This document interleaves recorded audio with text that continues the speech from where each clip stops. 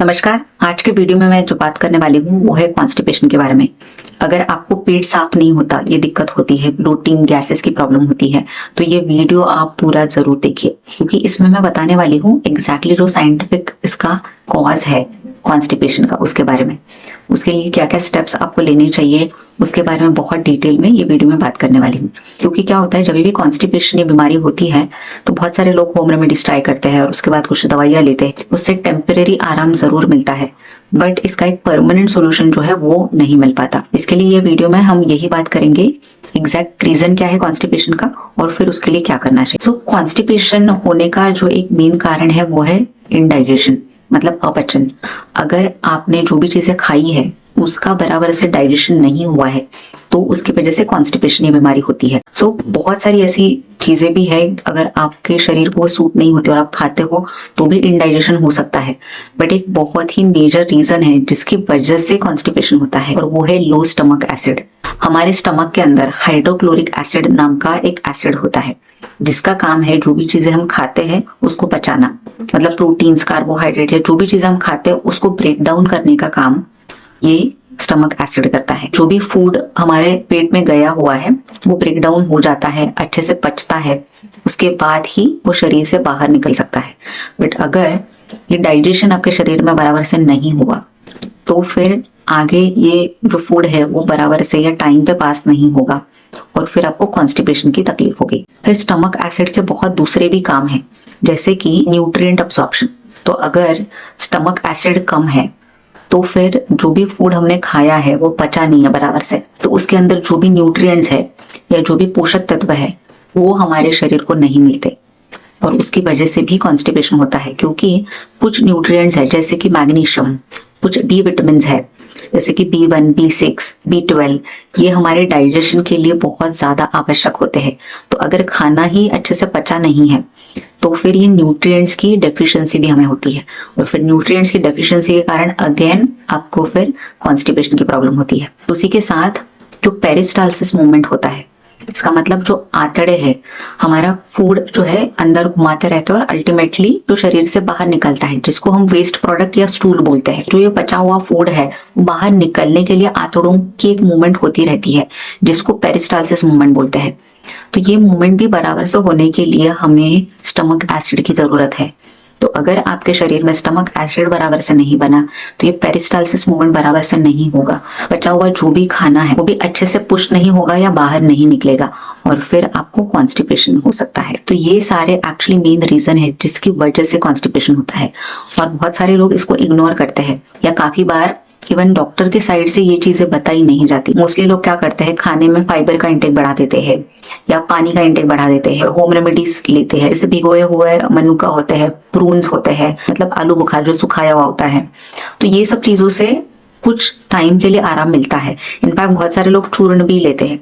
तो ये सारी चीजें फिर उसकी डिपेंडेंसी होती है कि जब तक आप ये लेते हो तब तक ही आपका स्टूल अच्छे से पास होता है। अगर आपने इसको नहीं लिया तो फिर अगेन कॉन्स्टिपेशन की प्रॉब्लम होती है। तो इसके लिए आपको जो कॉज है उसके ऊपर ध्यान देना चाहिए, वो एग्जैक्टली करना क्या है। तो स्टमक एसिड बढ़ाने के लिए हमें बहुत सारे स्टेप्स लेने चाहिए।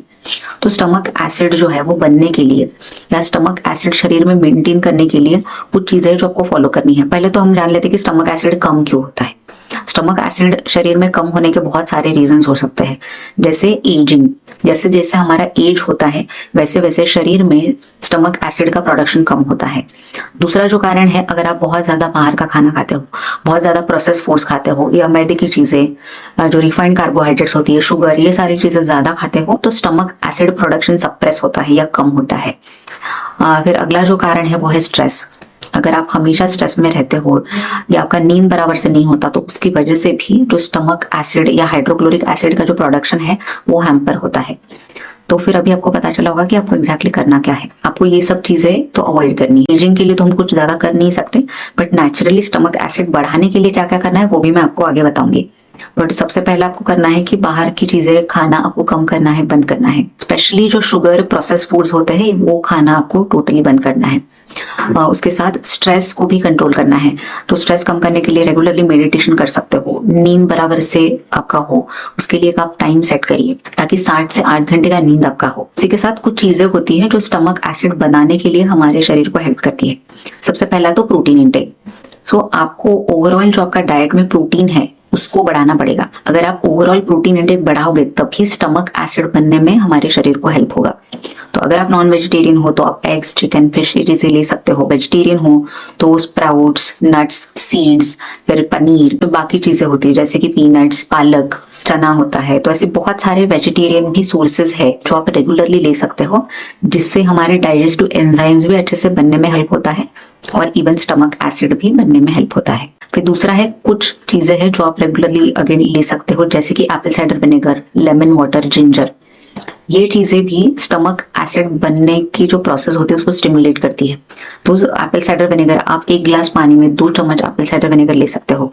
फिर रेगुलरली जो लेमन वाटर आप लेते हो बिना शक्कर ऐड किए हुए वो आप ले सकते हो। जिंजर है तो जिंजर टी या जस्ट पानी में जिंजर आप डाल के उसको उबाल के भी ले सकते हो, क्योंकि ये चीजें जो है वो स्टमक एसिड बनने के लिए बॉडी को स्टिमुलेट करती है। फिर उसी के साथ जो भी कड़वी चीजें होती है खाने में जैसे करेला है, मेथी है, ये चीजें भी आप ले सकते हो, क्योंकि ये जो बिटर वेजिटेबल्स होती है वो भी स्टमक एसिड को बनाने के लिए हेल्प करती है। अगला जो है वो है फर्मेंटेड फूड्स। तो जितनी भी फर्मेंटेड चीजें हैं वो भी आप रेगुलरली ले लीजिए जैसे कि curd, buttermilk, kefir, kimchi, sauerkraut. ये जो फर्मेंटेड चीजें होती है वो जो हमारे स्टमक के अच्छे बैक्टीरिया होते हैं उसको मेंटेन करने के लिए हेल्प करती है और उससे हमारे जो भी फूड का डाइजेशन है वो भी अच्छे से होता है और कॉन्स्टिपेशन की प्रॉब्लम, इनडाइजेशन की प्रॉब्लम भी कम होने के लिए इससे मदद होती है। ये सब चीजें आप फॉलो कर सकते हो अगर आपको क्रॉनिक कॉन्स्टिपेशन की प्रॉब्लम है। और उसी के साथ आप होम्योपैथिक मेडिसिन भी ले सकते हो। तो हमारे क्लिनिक में हम क्या करते हैं, कस्टमाइज ट्रीटमेंट देते हैं। कस्टमाइज ट्रीटमेंट में हम ये सारी चीजों पे ध्यान देते हैं कि एग्जैक्ट कॉज क्या है बीमारी का और फिर उसके लिए क्या ट्रीटमेंट लेना चाहिए। तो कुछ होम्योपैथिक कॉम्बिनेशंस की मेडिसिन हम देते हैं जैसे लाइकोपोडियम है, नक्स वोमिका है, चाइना, कुछ कॉम्बिनेशन ऑफ मेडिसिन है जो स्टमक एसिड बनाने के लिए भी हेल्प करती है और कॉन्स्टिपेशन का सिम्टम है उसको भी कम करने के लिए हेल्प करती है। तो वो मेडिसिन हम देते हैं और उसी के साथ आपको कुछ सप्लीमेंट्स रेकमेंड करते हैं जो डाइजेशन की प्रॉब्लम सही करने के लिए और स्टमक एसिड शरीर में मेंटेन करने के लिए हेल्प करती है। तो हमारा जो डाइजेशन सपोर्ट का सप्लीमेंट है उसमें betaine, apple cider vinegar, ginger, peppermint, ऐसी बहुत सारी चीजें हैं जो डाइजेशन की प्रॉब्लम्स को सही करती है। फिर उसी के साथ प्रॉपर डाइट फॉलो करना ये भी इंपॉर्टेंट होता है। तो हम डाइट और योगा सेशंस ये सारी चीजें रेकमेंड करते हैं ताकि जो कॉन्स्टिपेशन या इनडाइजेशन रिलेटेड प्रॉब्लम है वो जड़ से सही हो जाए। तो आपको भी अगर major constipation, indigestion, acidity, bloating की प्रॉब्लम है तो आप ये सारी चीजें जरूर ट्राई कर सकते हो, या फिर आपको अगर हमारे क्लिनिक में इसके लिए कंसल्ट करना है तो आप डिस्क्रिप्शन में दिए गए नंबर पे भी हमें कांटेक्ट कर सकते हो। So thank you for watching this video. और अगर ये वीडियो आपको इन्फॉर्मेटिव लगता है तो आप आपके फ्रेंड्स एंड फैमिली मेंबर्स के साथ ये वीडियो जरूर शेयर करिए। So eat healthy, stay healthy and take care of yourself. Bye bye.